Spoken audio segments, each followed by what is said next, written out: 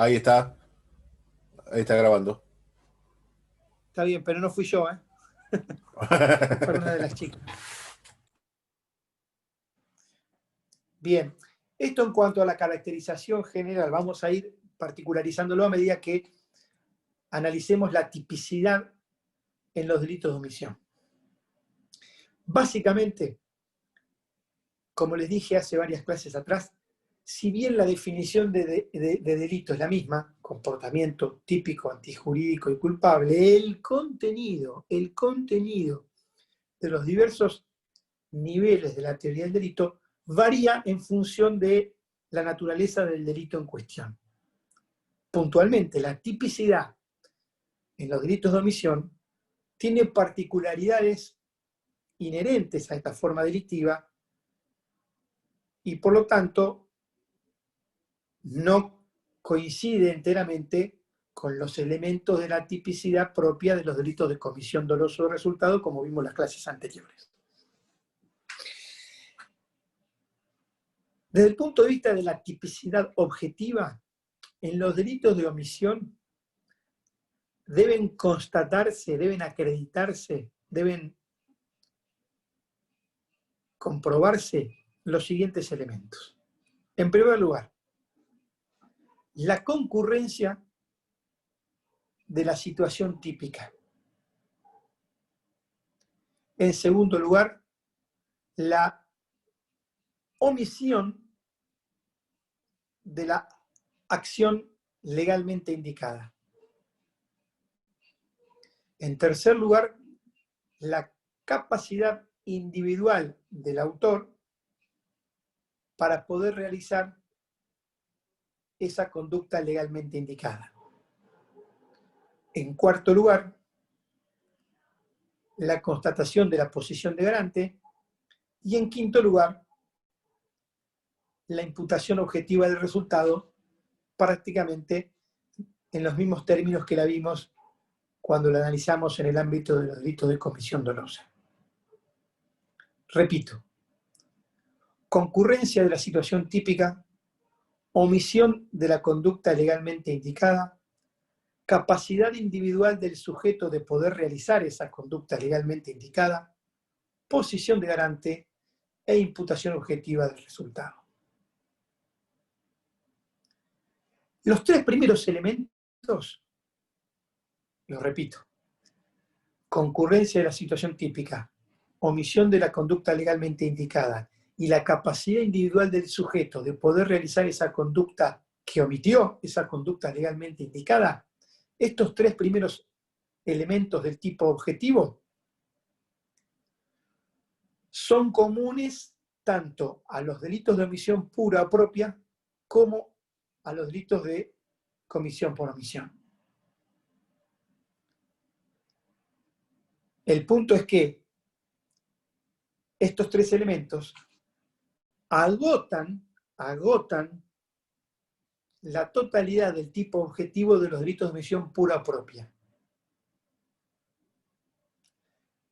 Para tener por acreditada la totalidad del tipo objetivo de los delitos de omisión impropia o comisión por omisión, a estos tres le tenemos que agregar la posición de garante y la imputación objetiva del resultado. Antes de explicar cada uno de ellos, sintetizando. Tipo objetivo de los delitos de omisión pura o propia, tres elementos. Concurrencia de la situación típica, omisión de la conducta legalmente indicada y capacidad individual del sujeto, al momento de la omisión, de haber podido realizar esa conducta legalmente indicada.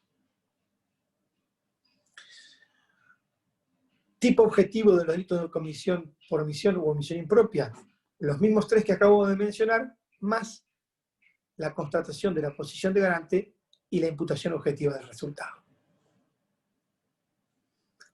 Bien, vayamos entonces a tratar de analizar cada uno de estos elementos.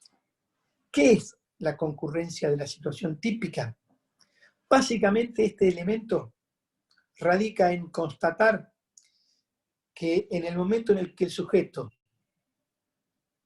omitió estaba frente a las circunstancias que la ley establece como generadoras del deber de actuar de determinada manera. Entonces, para seguir puntualmente con uno de los ejemplos que leí, artículo 108 del Código Penal. Lo releo. El que encontrando perdido o desamparado a un menor de 10 años o a una persona herida o inválida o amenazada de un peligro cualquiera, omitiere prestarle el auxilio necesario cuando pudiera hacerlo sin riesgo personal o no diera aviso inmediatamente a la autoridad. ¿Cuáles son las circunstancias que hacen a la concurrencia de la situación típica y que alguna persona en cualquier momento se tope, se encuentre frente a un menor de 10 años perdido o desamparado o frente a una persona herida o inválida o amenazada de un peligro cualquiera? El solo hecho de encontrarnos frente a alguna de estas situaciones implica que surja el primer elemento del tipo objetivo, la concurrencia de la situación típica generadora del deber de actuar de determinada manera. Muy bien. Si respecto de un hecho se constata que alguna de estas situaciones se dio, hay que pasar al segundo elemento del tipo objetivo. Y es preguntarnos, ¿el sujeto omitió la realización de la conducta legalmente indicada? En este ejemplo que acabamos de ver, ¿cuál era la conducta legalmente indicada? Prestarle el auxilio necesario o, si hay riesgo para sí, dar inmediato aviso a la autoridad. Entonces, si el sujeto frente a la concurrencia de la situación típica no auxilia ni tampoco da aviso inmediato a la autoridad, vamos a tener el segundo elemento del tipo objetivo del delito de omisión. No realizó la conducta legalmente indicada.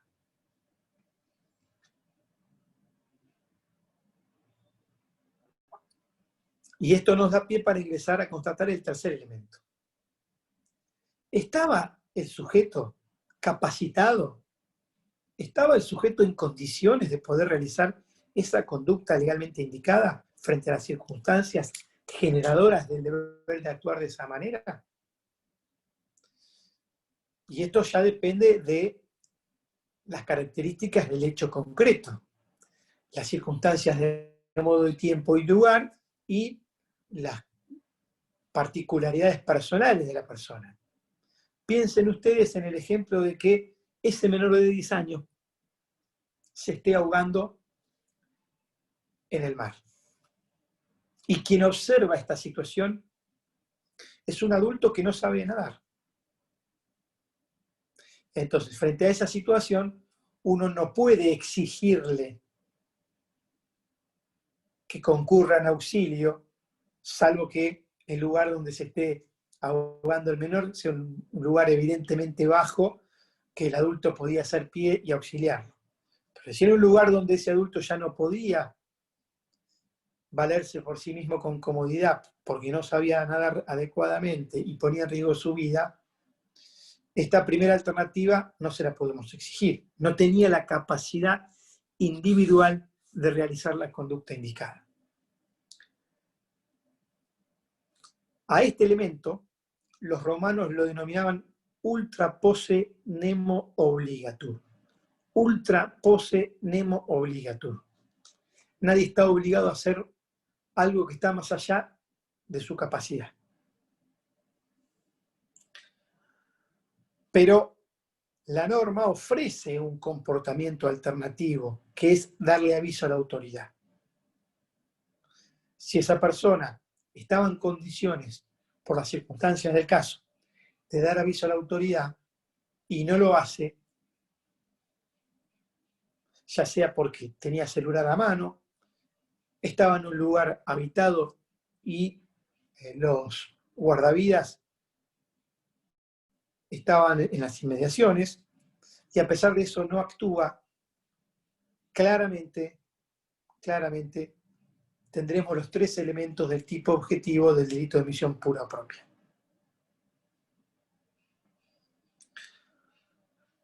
Si a este ejemplo le introducimos una variante, nos va a servir para continuar analizando los elementos del tipo objetivo si acaso se tratara de un delito de omisión impropia o comisión por omisión.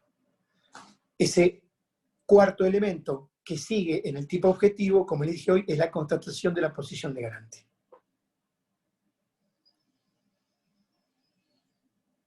¿Qué es la posición de garante? La posición de garante es aquella situación en la que se encuentra un sujeto en base a la cual tiene un deber especial de evitar determinadas consecuencias disvaliosas. Esta posición de garante se desarrolló, en primer lugar, a partir de la propuesta de un autor alemán que se llamaba Nagler, en 1938, que clasificó las posiciones de garante según la fuente, según la forma que daba origen a ese deber especial. Y por lo tanto, desde un punto de vista tradicional, las fuentes de posición de garante, las fuentes formales de posición de garante se clasifican en ley, contrato o situación precedente. ¿Qué significa? Que cuando una persona asume un deber especial a partir de un deber que le viene impuesto legalmente, o que él asume contractualmente, o que él genera a partir de un comportamiento previo, ley, contrato, actual precedente, asume esa posición de garante que le impone determinados deberes especiales.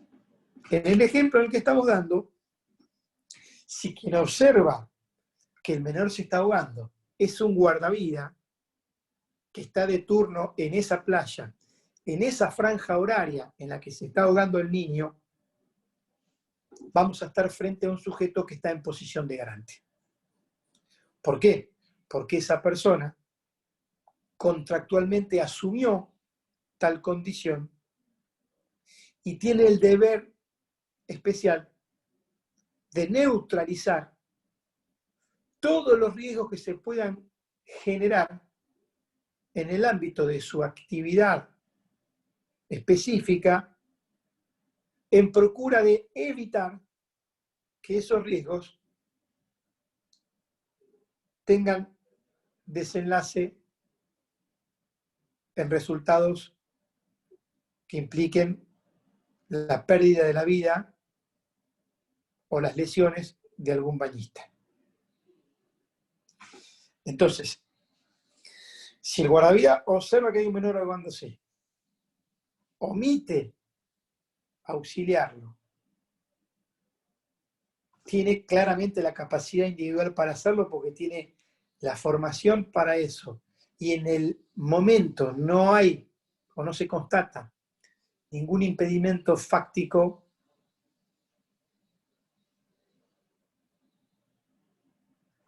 y está en posición de garante,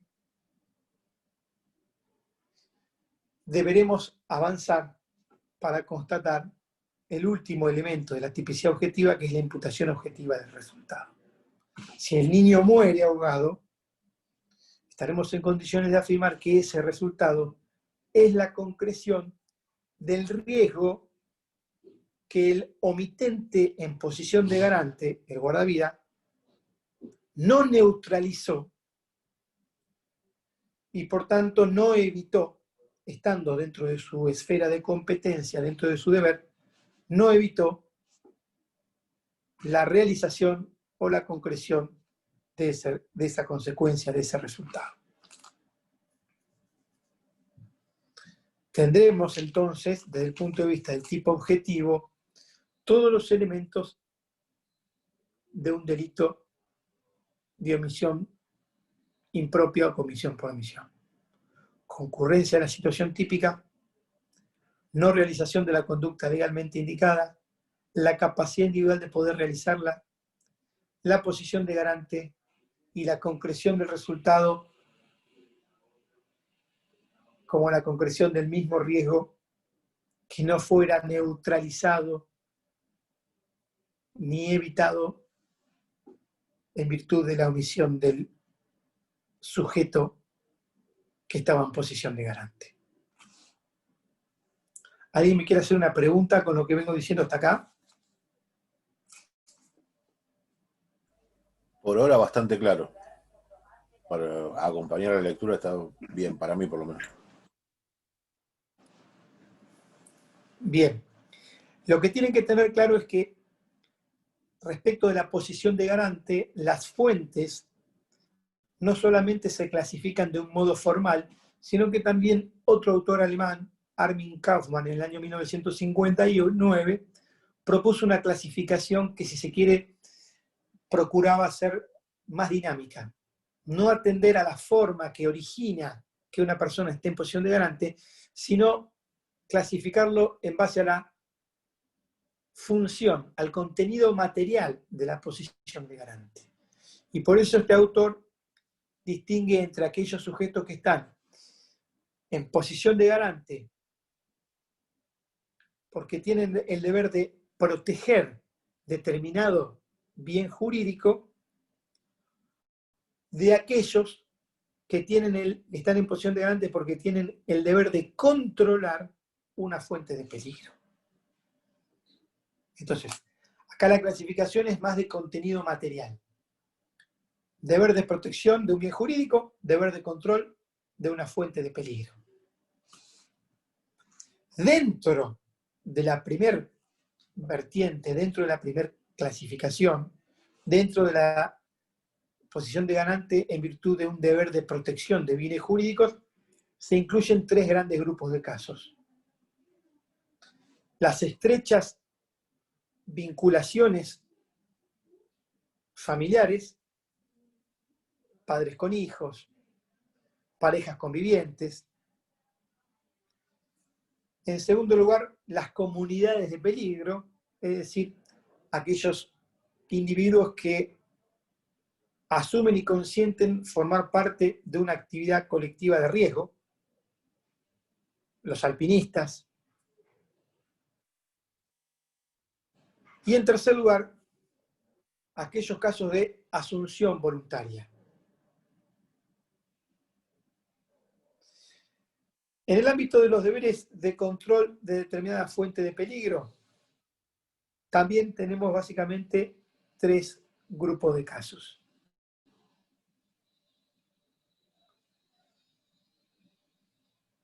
El primero está dado por aquellos sujetos que tienen el dominio de determinadas fuentes de peligro que están dentro de su propia esfera de organización o competencia, como puede ser lo que sucede con los empresarios en relación a las condiciones de su planta industrial, condiciones que tienen que ver con no contaminación del medio ambiente, condiciones que tienen que ver con cumplimentar las normas de seguridad e higiene respecto de sus propios trabajadores y o de contratistas terceros que vayan a esa planta. Esta posición de garante por control de una fuente de peligro, de fuentes de peligro de la propia esfera de organización, también se dan los ejemplos que pasaron hace unos días de aquellos sujetos que tienen animales que están bajo su propia esfera de dominio, son garantes de que esa fuente de peligro no ocasione daños a bienes jurídicos de tercero, el dueño de un perro, por ejemplo. Dentro de este grupo de clasificación también tienen la responsabilidad por la conducta de otras personas, respecto de las cuales el garante tiene el deber de control y vigilancia. Aquí se pueden incluir casos de responsabilidad de padres por hechos de hijos menores de edad, o responsabilidad de superiores respecto de subordinados jerárquicamente y respecto de quienes puede tener, según la particularidad del caso, ciertos deberes de control y vigilancia. Y también dentro de esta segunda clasificación de posición de garante por el control de determinada fuente de peligro se incluyen todos los casos de injerencia, es decir, todos los casos de comportamiento previo. Cuando el sujeto con su propia conducta generó una situación de riesgo que luego tiene el deber de dominarla, neutralizarla, para que no decante en consecuencias lesivas más graves. Entonces, cuando alguien atropella a una persona con un vehículo y la lesiona, tiene un deber de evitar que esa situación sea grave. Está a partir de ese momento en posición de garante porque la conducta propia previa generó una situación de riesgo que le impone el deber de controlarla, neutralizarla y evitar que decante en consecuencias más graves. Ahora bien, doctor. sí, sí. Entonces, aquel al que se le quiere imputar este tipo de tipo omisivo va a tener que demostrar el cumplimiento del deber de cuidado en su defensa, digamos. Sí, en realidad la acusación tiene que probar primero que estaba en posición de garante y segundo que incumplió los deberes que eran inherentes a esa posición de garante. Por su parte él deberá, en todo caso, como parte de su descargo material, negar que estuviese en posición de garante o negar que, aún estando en posición de garante, negar que haya incumplido con los deberes inherentes a la posición de tal. Perfecto, gracias. No, nada.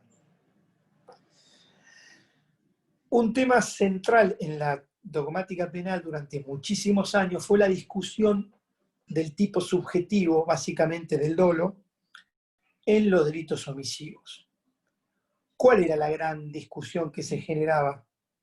O el gran problema, mejor dicho, a partir del cual se generaba la discusión. Que en los delitos de omisión no hay exteriorización de un comportamiento.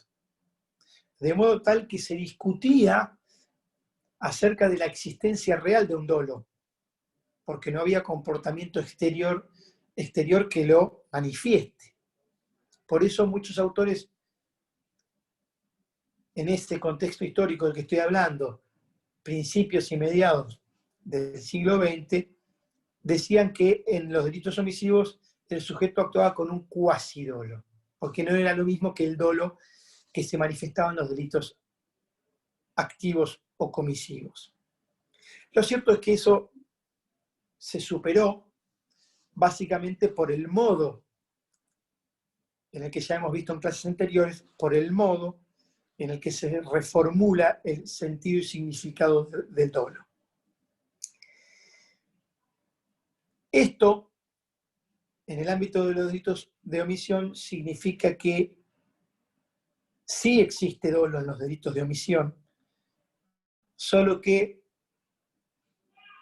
para imputar dolo, para atribuirle un significado y un sentido doloso a una omisión, hay que constatar el conocimiento por parte del omitente de los elementos del tipo objetivo. Concretamente,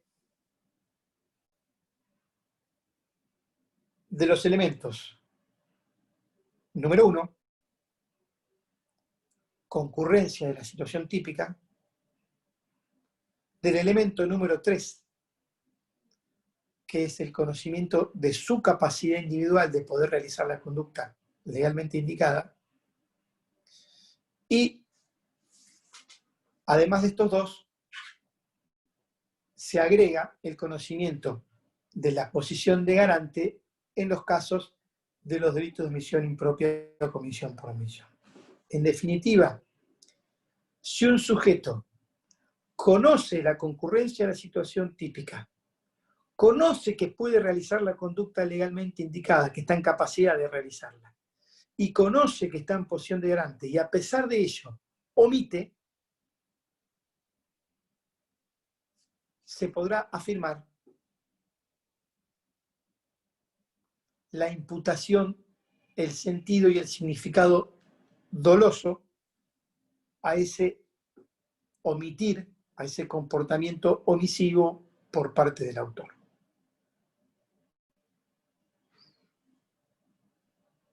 Esa omisión ha sido llevada a cabo por el autor con un conocimiento de los elementos del tipo objetivo. Y por eso es una omisión dolosa.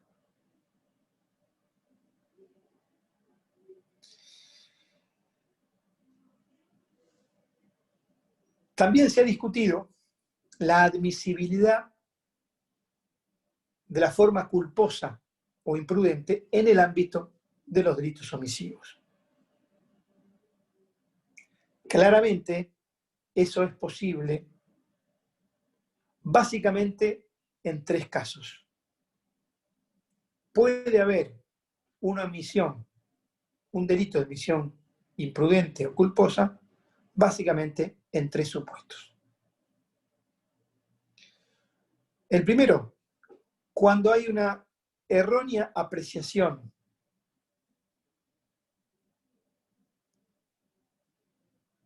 imputable al autor acerca de la concurrencia de la situación típica. Cuando hay una errónea apreciación imputable al autor en la apreciación de las circunstancias que fundan su posición de garante. Y hay también posibilidad de una imputación omisiva imprudente cuando el sujeto incurre en una errónea apreciación acerca de su capacidad individual de realizar la conducta legalmente indicada. Fíjense lo siguiente. Cuando enumeré la admisibilidad de los supuestos de delito de omisión culposa, no hice más que plantear casos de error de tipo vencible respecto de los elementos sobre cuyo conocimiento hemos afirmado que si el autor los posee, comete un delito omisivo doloso. El punto en común es que la errónea apreciación es imputable al autor. ¿Por qué? Porque esa errónea apreciación acerca de la concurrencia de la situación típica, acerca de su capacidad individual de realizar la conducta indicada o acerca de su posición de garante, radica en una infracción a la debida diligencia por parte del autor. De modo tal que son errores de tipo vencibles, superables. Si el autor hubiera sido lo suficientemente diligente o prudente, esa errónea apreciación acerca de alguna de esas tres elementos del tipo objetivo no hubiese sucedido. Y esa es la razón fundamental por la cual queda habilitada la imputación a título de omisión imprudente o culposa.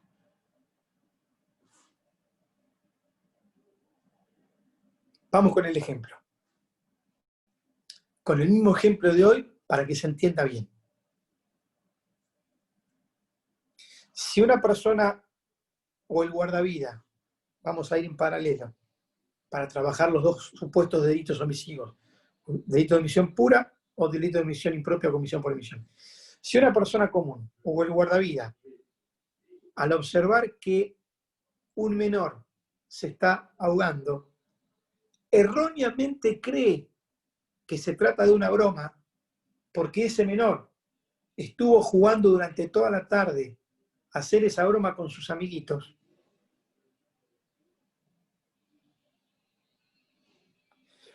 pero esa errónea apreciación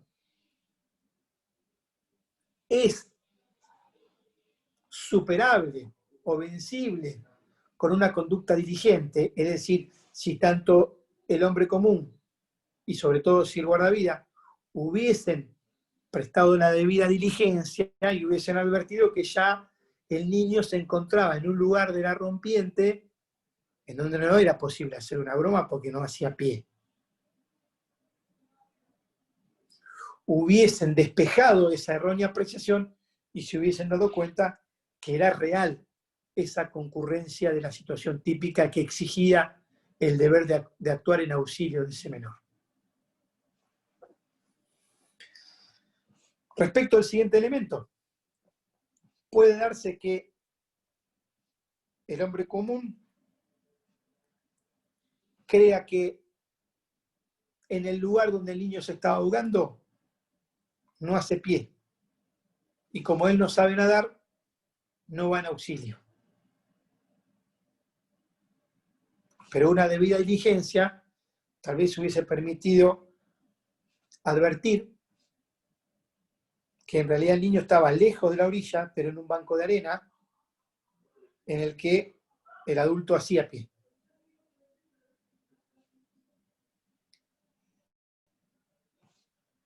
Y en el caso del guardavidas, lo vamos a trabajar con la errónea apreciación acerca de su posición de garante.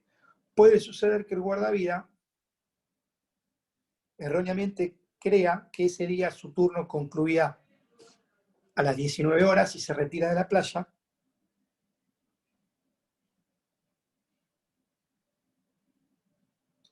Y sin embargo, su turno duraba hasta las 20 horas. Ahí se puede generar toda una discusión respecto de un posible hecho por omisión culposa respecto de la errónea apreciación de la posición de garante.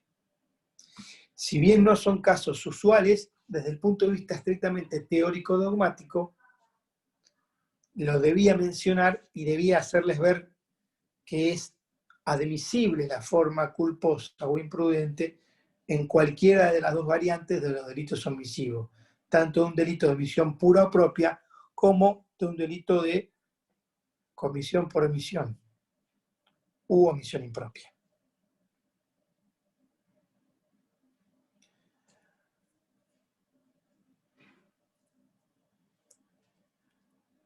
¿Alguien quiere hacer alguna pregunta?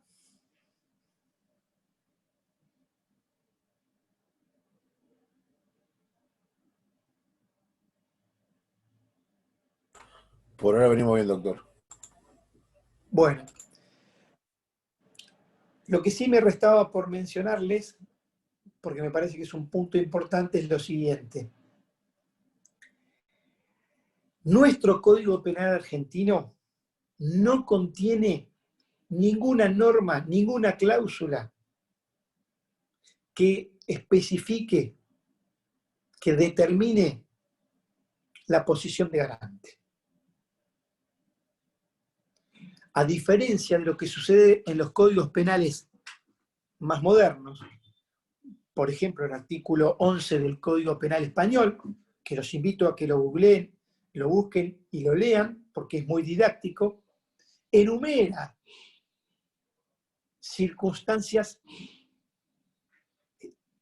en base a las cuales se genera o se reconoce la posición de garante de determinados sujetos. En el caso nuestro, es básicamente una creación pretoriana a partir de la doctrina de la jurisprudencia, pero no se encuentra específicamente previsto en una norma del Código Penal que clasifique esta fuente de posición de garante. Por eso, en algún momento se cuestionó la constitucionalidad de los delitos de omisión impropia o comisión por omisión. Sin embargo, de momento, la jurisprudencia dominante defiende la tesis de su constitucionalidad en base a afirmar que simplemente es un recurso jurídico tendiente a agotar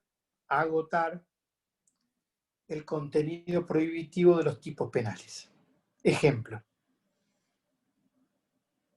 cuando se imputa un homicidio a una madre porque su bebé muere por falta de inanición, porque no le da de amamantar,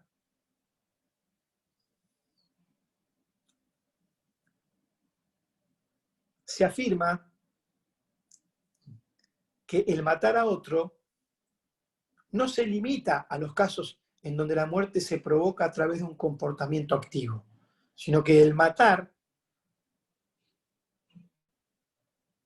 implica también abarcar los casos en donde no evitar la muerte por parte de quien tiene el deber, en este caso legal, por los deberes paternofiliales, el deber de evitar la muerte de su hijo, forma parte del contenido prohibitivo del tipo penal que castiga el matar a otro. Y de esta manera se procura darle un sustento legalmente válido al recurso y a la figura de la posición de garante.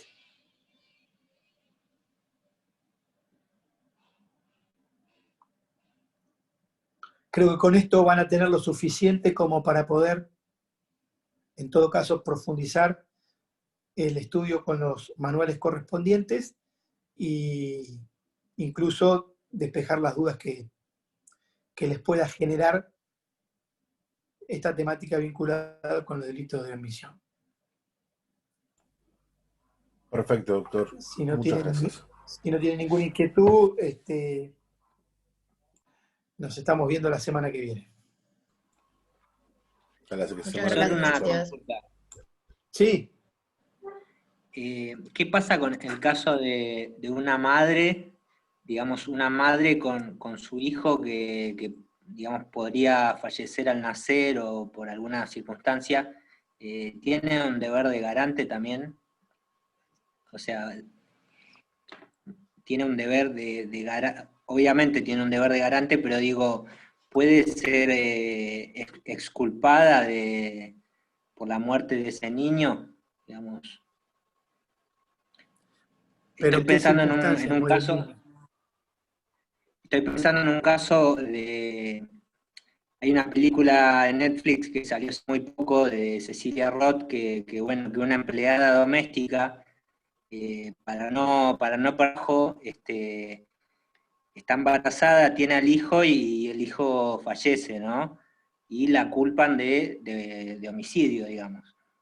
Entonces, el defensor por eso, todo, apela a circunstancias psicológicas de la madre para exculparla. Claro, pero ahí me está faltando un dato importante, que es cuál es la causa de la muerte. Si es una causa natural, no habrá posibilidad de imputar a la madre. Si es una causa no natural, sino que hay una circunstancia que deriva de un incumplimiento de la madre de su deber maternal, bueno, ahí sí puede haber una responsabilidad penal. La muerte natural por sí misma no implica automáticamente responsabilidad penal.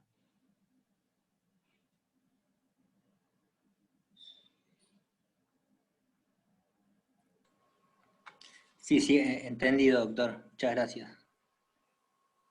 No, de nada. Bueno, hasta la semana que viene. Chao, doctor, hasta la semana que viene. Hasta luego. Hasta la semana que viene.